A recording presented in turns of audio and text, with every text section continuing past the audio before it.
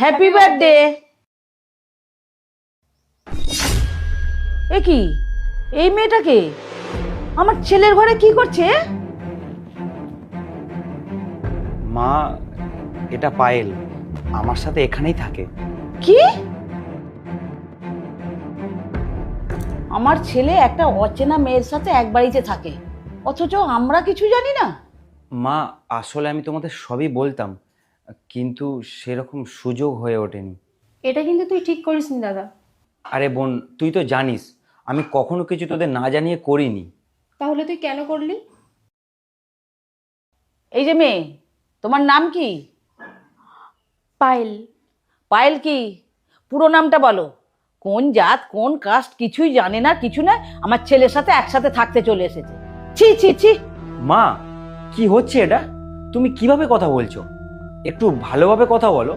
ভালোভাবে কথা বলবো? তুই ভালো কাজ করেছিস যে ভালোভাবে কথা বলবো? আরে এখনো তো পুরো নামটাই বলেনি।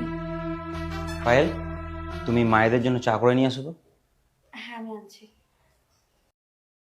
মা, তুমি ওর সাথে এভাবে কথা বলছো, ও কি ভাববে বলো তো? ও কি ভাবলো সেটা নিয়ে তো যত মাথা ব্যথা, আর তোদের দুজনকে একসঙ্গে দেখে আমি কি ভাবলাম সেটা নিয়ে তোর একটুও চিন্তা নেই। আসলে এইরকমই হয়, ছেলেরা বড় হয়ে গেলে মায়েদের আর কোনো গুরুত্ব থাকে না, ছেলেরা না বউয়েদের আঁচলের তলায় ঢুকে পড়ে। মা প্লিজ চুপ করো। আমার সুগার আছে, আমি চা খাবো না। হ্যাঁ আন্টি, আমি জানি আপনার সুগার আছে, তাই আপনার চায়ে কোনো রকম চিনি দিইনি।